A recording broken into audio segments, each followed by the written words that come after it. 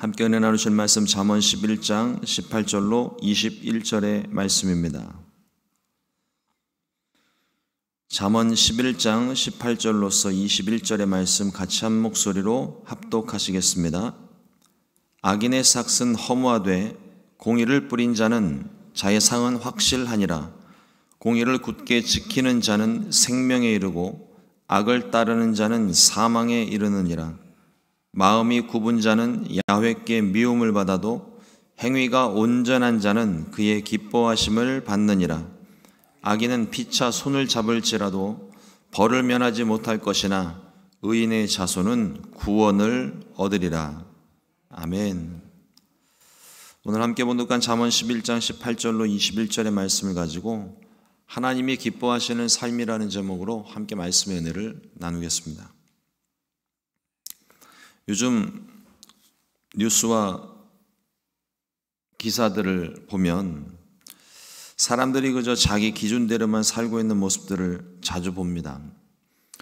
성경 가운데 기록하고 있는 것처럼, 사사기에 기록하고 있는 것처럼 사람들이 자기 소견에 선한 대로 행동하는 그 모습이 어떤 삶인지 요즘 그걸 너무나도 뼈저리게 느끼고 있는 것 같아요. 물론 여러 가지 그러니까 한 가지 사건들에 대해서 여러 가지 많은 의견이 있을 수 있고 자기 주장하는 바, 다른 사람이 가는 대로 그냥 쫓아서 흘러가는 삶이 아니라 자기 소신이 필요하고 자기 기준이 분명히 필요합니다. 그래야 우리가 우왕좌왕하지 않을 수 있는데 문제는 그 기준이 누구의 기준인가 하는 겁니다. 나의 기준대로 사는 것은 근본적으로 우리 사람이 항상 생각하는 것이 악하고 자기중심적이기 때문에 그것이 자기 소견에 옳다 생각하는 일을 쫓아가는 것 같지만 하나님께서 원하시는 삶하고는 상관이 없을 때가 많습니다.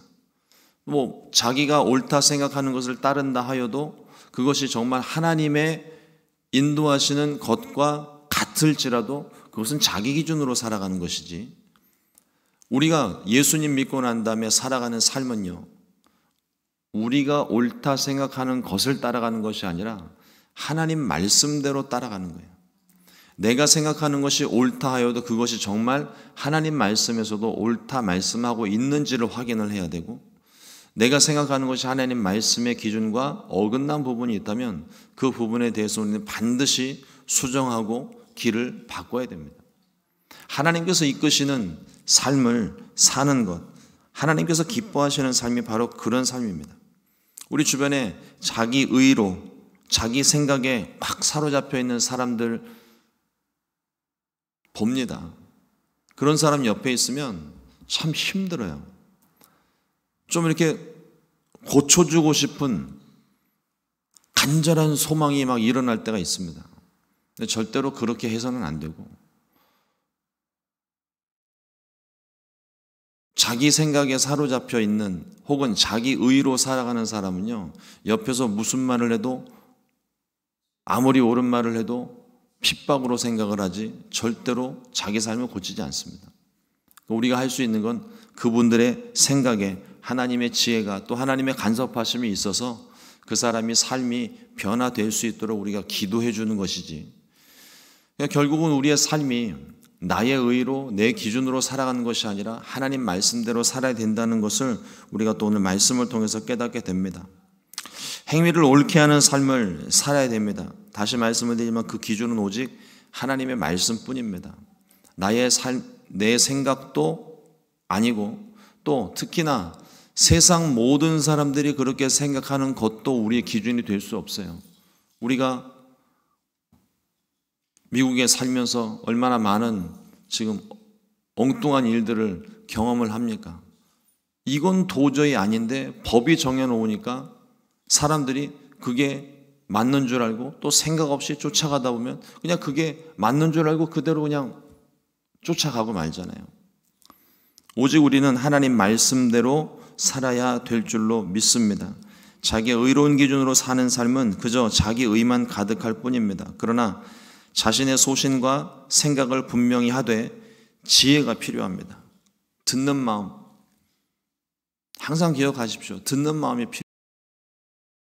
듣는 마음이 필요하고 상대의 마음을 듣는 마음이 필요하고 또 주의 말씀이 내게 무엇을 말씀하시는지를 듣고 그 말씀대로 순종하며 사는 삶이 그 삶이 지혜로운 삶이고 하나님께서 기뻐하시는 삶입니다. 오늘 우리가 함께 본독한 말씀을 보면 선을 행하는 인간과 죄악을 즐겨 하는 악인들의 삶에 대한 모습을 비교하면서 대조하면서 우리들에게 분명히 말씀해 주고 있는 것들이 있습니다. 오늘 18절 말씀에 보면 악인의 싹은 허무하되 공의를 뿌린 자의 상은 확실하다고 말합니다. 외적인 것만 추구하며 눈에 보이는 것이 전부인 것인 양 살아가는 삶은 허무함밖에 남지를 않습니다. 지금 당장에는 내가 무엇인가를 얻은 것 같고 내가 무엇인가를 이룬 것 같지만 그것이 하나님께서 세운 것이 아니면 결국은 다 무너지는 거예요. 우리가 이 세상 가운데 정말 내가 원하는 것 딱 누리며 권력과 모든 것을 가지고 행할지라도 결국은 이 삶의 끝이 있습니다. 근데 우리는 믿음의 사람으로서 우리가 분명히 아는 것이 무엇입니까? 이 땅의 삶이 끝이 아니라 영원한 삶이 있다는 거예요. 예수님께서도 말씀하시기를 이 땅 창고에 쌓아두지 말고 하늘 창고에 쌓아두라고 이야기합니다. 거기는 벌레도 없고 도둑도 없고 영원한 것이니까. 그러니까 우리가 이 세상 살면서 우리가 목표하고 꿈꾸는 것들을 이루며 살아가는 것도 물론 중요하지만 그러나 그것이 하나님의 목적대로 살아가는 삶이어야 하는 것이고 무엇보다도 이 세상 가운데서 내가 다 이루지 못하였다 하더라도 하나님 나라 갔을 때 영원한 그 나라에서 우리가 영원히 가질 수 있는 것에 관심을 갖고 그것을 위해 우리가 준비하며 살아야 될 줄로 믿습니다. 이 세상 가운데 우리가 바라고 또 나의 욕심을 위해서 얻으려고 노력을 하고 이 세상 가운데서 잡으려고 했던 모든 것 여러분 굴뚝 위에 올라가는 연기처럼 막 화려하게 크게 뭉게구름처럼 올라가지만 결국은 다 사라지고 마는 거예요. 아무리 풍성한 연기와 뭐 그런 거 있잖아요. 우리 미국에서 바베큐를 한 번만 해도 뚜껑 여는 순간 연기가 확 올라오는데 어느 누구도 그걸 잡을 수가 없어요. 뭐 냄새 정도는 좀 맡을지 몰라도 어느 누구도 그 연기를 잡을 수 없습니다. 이 땅 가운데서 우리가 누리고 사는 것이 다 그와 같은 것들이라는 거죠. 눈에 보이는 것 같지만 잡을 수 없고 쫓을 수 없는 것들입니다. 그러면 우리가 오늘 말씀에 있는 것처럼 공의를 뿌린 자의 상이 확실하다고 그랬습니다. 하나님 나라를 위해 헌신하고 주의 말씀대로 순종하며 사는 삶이 절대로 헛되지 않습니다. 반드시 하나님께서 우리에게 상을 주시는 거예요. 하나님께서 기뻐하시는 믿음에 대해서 뭐라고 이야기를 합니까? 그가 살아계신 것과 그가 자기를 찾는 자들에게 상 주시는 이심을 믿어야 할지니라. 하나님이 기뻐하시는 믿음이잖아요. 그러므로 우리가 이 땅 가운데 살면서 하나님의 공의를 위해 하나님의 목적을 위해 또 하나님 말씀대로 순종하며 사는 삶을 살아야 될 줄로 믿습니다. 오늘 19절 말씀을 보면 또 이렇게 말씀합니다. 공의를 굳게 지키는 자는 생명에 이르고 악을 따르는 자는 사망에 이르느니라.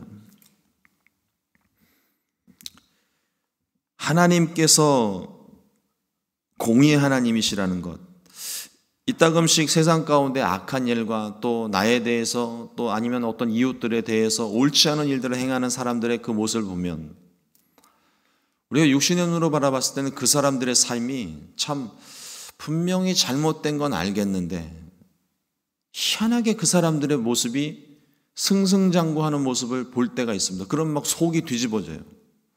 그러면서 하나님께 나와서 기도를 합니다. 하나님, 어찌된 일입니까? 왜 저 사람이 승승장구하는 겁니까? 근데 꼭 이런 기도를 하면 하나님이 제 마음 가운데 그런 말씀을 깨달음을 주시더라고요. 그러는 너는 잘하고 있니? 그럼 이제 그런 기도하다 말고 갑자기 기도가 뚝 끊어져요. 더 이상 기도를 할 수가 없는 거죠. 하지만 그런 기도 아니더라도 누가 봐도 명명백백하게 저 사람이 불법을 저지르고 있는데 승승장구하는 모습을 보면 참 이렇게 내가 과연 하나님 말씀대로 지키며 살아가는 게 의미가 있을까 하는 의구심이 들 때가 있습니다. 그러나 그런 유혹에 넘어가지 않게 되시기를 주님의 이름으로 축복합니다. 그 사람이 불법을 저지르면서도 승승장구하는 모습이 나의 삶과는 전혀 상관없는 삶이라는 거예요. 그 사람이 불법을 저지르든 승승장구를 하든 그건 나하고 상관이 없는 거예요. 그건 그 사람의 삶인 거죠. 내 삶은 내가 가지고 있는 기준, 곧 하나님의 말씀의 기준이 되어서 하나님께서 옳게 여기시는 것, 하나님이 기쁘게 여기시는 것, 그 기준을 가지고 우리가 살아가는 것이죠. 제가 전에 사역을 하면서 작은 교회를 맡아서 이렇게 하는 동안에 정말 고민이 많았어요. 세상의 기준으로 보면, 세상의 판단의 기준은 숫자를 보고 판단하는 거죠. 그러다 보니까 제가 목회를 하는데 인원이 늘지도 않고 왔다가 가고 있는 사람마저 같이 가고 이런 일들이 자꾸 반복이 되니까 내가 지금 뭘 하고 있나? 하나님 이게 무슨 일입니까? 그리고 기도를 하게 되더라고요.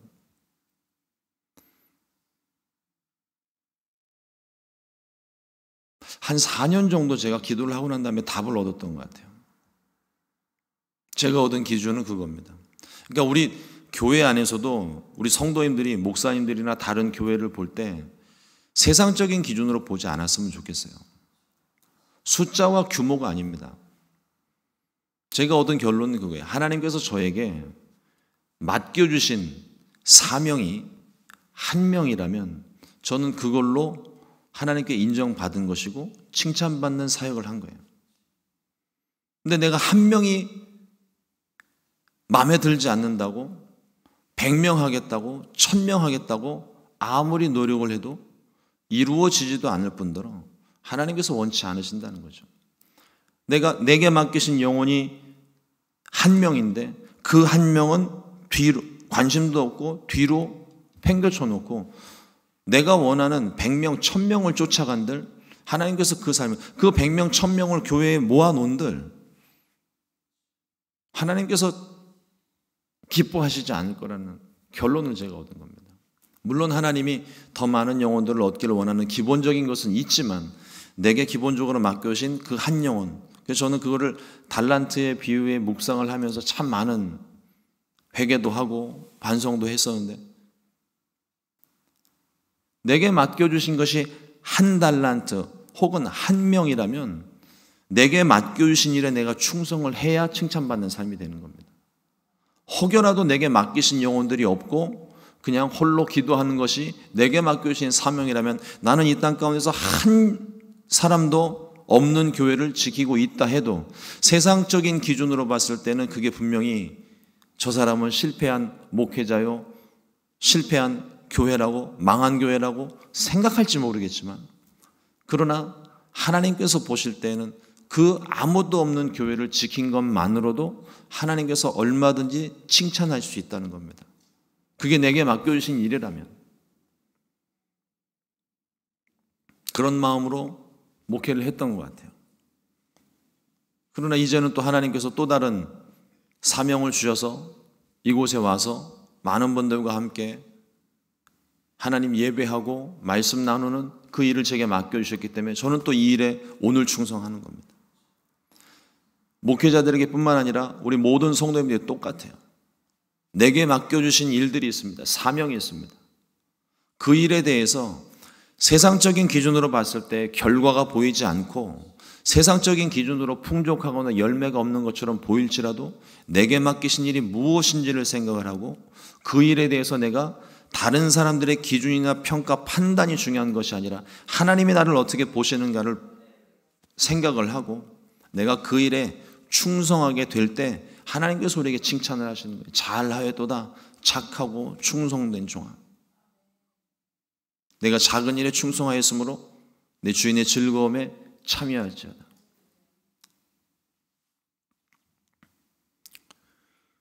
하나님은 죄에 대하여서 반드시 보응을 하십니다.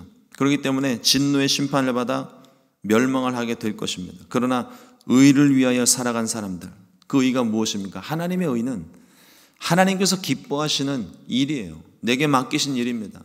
그리고 우리에게 주신 그 말씀에 순종하는 삶이에요. 의를 행하는 사람, 의를 위하여 살아간 사람들의 삶에 대해서 하나님이 반드시 상으로 응답해 주십니다. 이 땅에서의 상이 될 수도 있고 하늘나라에서 얻는 상일 수가 있습니다. 하늘나라에서 얻는 상은 이 땅에서 우리가 누릴 수가 없겠죠. 그러나 반드시 우리 가운데 하나님이 보응해 주시고 우리의 삶을 책임져 주시는 것을 굳게 믿고 주께서 우리에게 맡기신 모든 일에 또 우리에게 허락하신 그 생명을 향한 길에 온전히 순종하게 되시기를 주님의 이름으로 축원합니다. 잠언 11장 21절 말씀입니다. 악인은 피차 손을 잡을지라도 벌을 면하지 못할 것이나 의인의 자손은 구원을 얻으리라. 악인들은요, 하나님과 관계없는 사람들은요, 더 많은 이익과 더 많은 욕심을 채우기 위해 이 사람 저 사람 뜻을 맞는 사람들끼리 손을 잡기 마련입니다.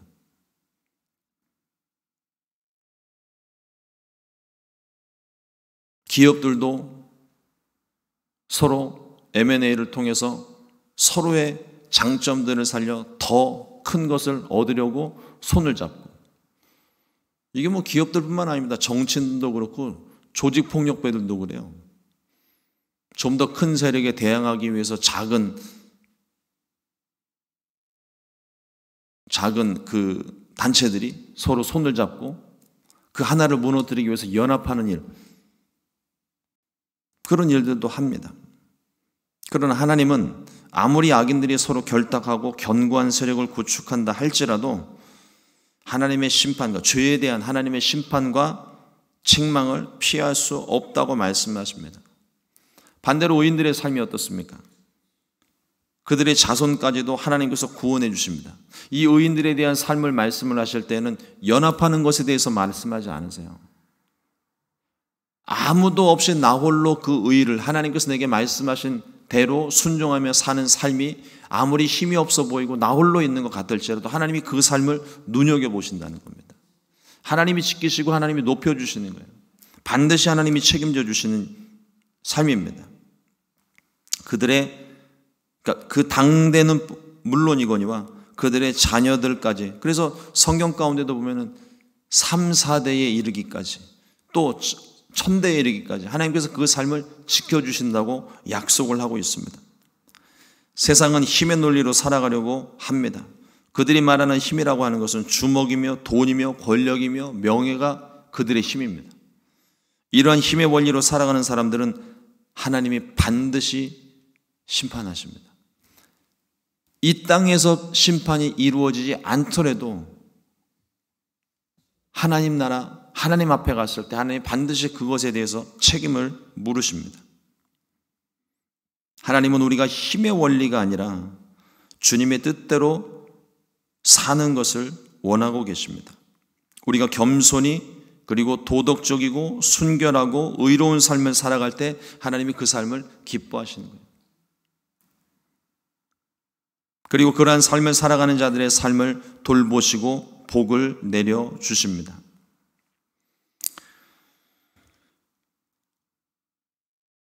그래서 우리의 삶의 성공과 실패는 우리 자신의 힘과 능력에 있는 것이 아니라 하나님의 의로움을 지켜 살아가는 것에 있다는 것을 오늘 잠언 기록자가 말을 합니다. 그 잠언 기록자가 솔로몬이에요. 자신의 힘으로 무엇인가를 하려고 했던 것이 어떤 결과를 낳는지 그의 삶을 통해서 우리들에게 보여주지 않습니까? 자신의 힘으로 정략 결혼을 통해서 정치적인 기반을 마련을 하고 또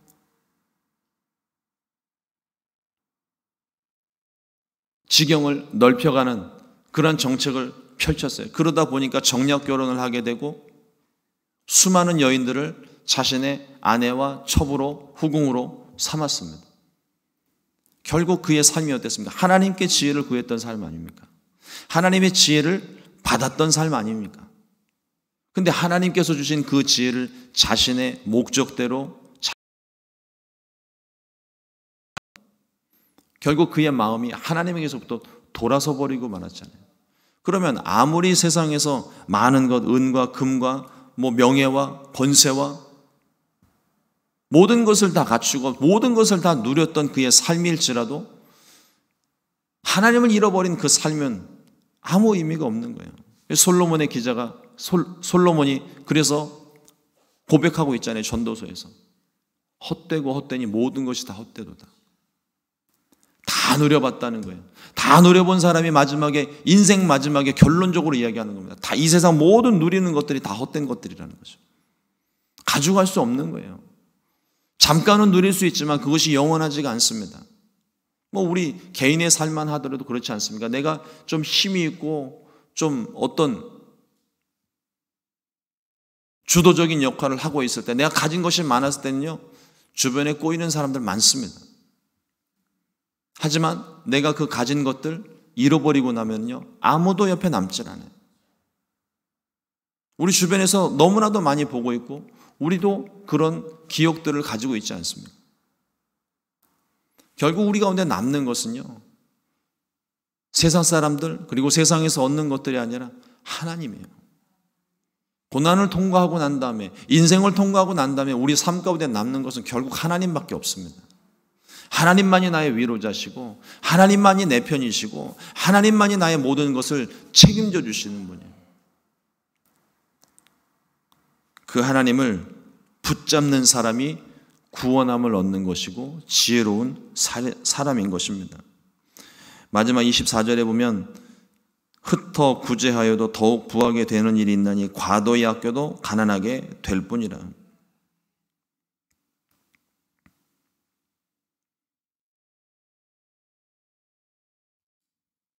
우리말에 그런 말이 있잖아요. 아끼다 똥 된다고. 아무리 가지고 있어도요, 은행에, 예를 들어서요, 은행에 100만 달러를 넣어놓을 수 있으면 얼마나 좋을까요? 100만 달러를 은행에다 넣어놓고 있으면 그냥 보는 것만으로도 좋기는 할 것 같은데, 은행에 넣어놓고 100만 달러를 넣어놓고 가난하게 살아간다면 그건 내 돈이 아닙니다. 은행에 맡겨놓은 은행 돈이지 내 돈이 아닌 거예요. 하나님께서 내게 베푸시는 물질에 대한 우리 바른 기준이 있어야 돼요. 그 물질을 내게 허락하신 것은요, 나 좋자고, 나 먹고 잘 살라고, 나 건강해지라고 하나님이 그거를 맡기신 게 아니에요. 내게 필요한 건 아무리 100만 불, 1000만 불을 가지고 있어도 사용하지 않으면 그건 내 것이 아닌 거예요. 내게 맡기신 것은 누군가를, 그러니까 목적이 있으니까 하나님이 그걸 허락하신 거거든요. 그걸 우리가 깨닫는다면 그거를 나누고 베풀어야 되는 거죠. 제가 이번에 실행위원회 때문에 CGI 성회를 참석하면서 많은 목사님들과 교제하고 또 같이 오신 사모님들과 이야기를 하면서 그런 이야기를 들었어요. 선교를 하다가 돌아오신 사모님이신데, 그 사모님이 어느 교회를 갔는데 그 교회에서 막 음식을 나누고 있는데 뭔가 좀 이렇게 음식이 맞지 않았던 분이었던 것 같대요. 근데 그분이 음식을 먹지도 않고 그걸 그대로 쓰레기통에다 이렇게 버린 거죠. 그분이 그 쓰레기통 안에서 음식을 꺼내가지고 그 사람 앞에 내밀고 막 뭐라고 그러셨대요. 지금 이게 없어서 굶어 죽어가는 애들이 몇 명인데 이걸 지금 이렇게 버리려면 보이지 않는 곳에 가서 버리든지, 이게 지금 뭐 하는 짓이냐고 막 뭐라고 그러셨다는 거예요.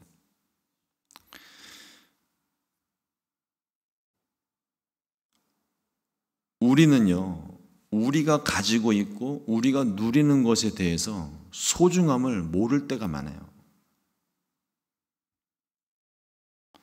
우리 지금 여기 앉아서 예배 드리는데도 이렇게 좋은 성전에서 이렇게 편안한 의자에서 예배하는데도요, 조금 불편하면 금방 불평이 나옵니다. 우리가 이렇게 좋은 거 누리고 있는데 어떤 교회는요, 오늘도 예배 드릴 장소가 없어서 이 교회 저 교회 예배 드릴 곳을 찾는 교회도 있고요, 어떤 교회는 의자가 없어서 그냥 맨바닥에 앉아서 예배 드리기도 하고요. 우리가 누리고 있는 게 얼마나 귀한 건지 우리는 모르고 넘어갈 때가 너무 많아요. 하나님께서 우리에게 베푸신 것, 그것을 내가 받아 누리는 것, 이것을 무조건 다 거부하고 이거는 옳지 않다고 거부하는 것도 옳지 않습니다. 하나님이 우리에게 허락하신 거예요. 그러면 우리가 그 허락하신 것을 가지고 우리가 할 수 있는 일을 찾아야 된다는 거죠. 나중에 돈이 많아지고 구제 헌금이 많아지고 사람들이 많아졌을 때 구제하고 선교하는 게 아니라 오늘 우리가 할 수 있는 일을 하는 겁니다. 오늘 내가 할 수 있는 일을 해야 되는 거예요. 내게 맡기신 것 없는 것 같아도 찾아보고 쥐어짜내면 다 나옵니다. 그럼 우리가 그걸 가지고 하나님이 우리에게 원하시는 것이 무엇인지, 오늘 내가 해야 될 일이 무엇인지 묻고 그 뜻대로 우리가 순종하며 사는 삶을 하나님이 기뻐하시는 거예요. 내게 맡기신 것 아무리 많을지라도요, 그것을 내가 가지고서 흘려보내지 않으면 고인물은 썩기 마련입니다.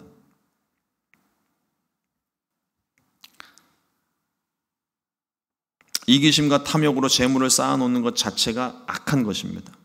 솔로몬은 오늘 말씀을 통해서 이웃을 구제하지 않고 긍휼을 베풀지 않는 자가 가진 부요함은 결국 자신의 것도 되지 못하고 안개와 같이 사라지게 된다고 말하고 있습니다.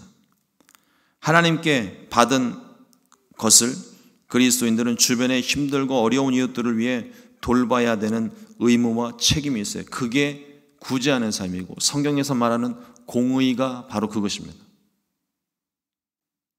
우리가 힘들었던 때, 우리가 어려웠던 때, 특히나 우리 이민교회는 처음 이민 오셨을 때의 그 수고와 아픔들이 많이 있잖아요. 그때를 생각하라는 거예요. 우리가 올챙이였었던 때, 우리가 힘들었던 때를 생각하고 지금 그 삶에 있는 사람, 내가 그 경험을 했기 때문에 그 아픔을 알고 내가 그 어려움을 알기 때문에 더 풍성하게 베풀 수가 있는 겁니다. 좋은 것을 주어서가 아니라 마음을 쏟을 수 있다는 거예요.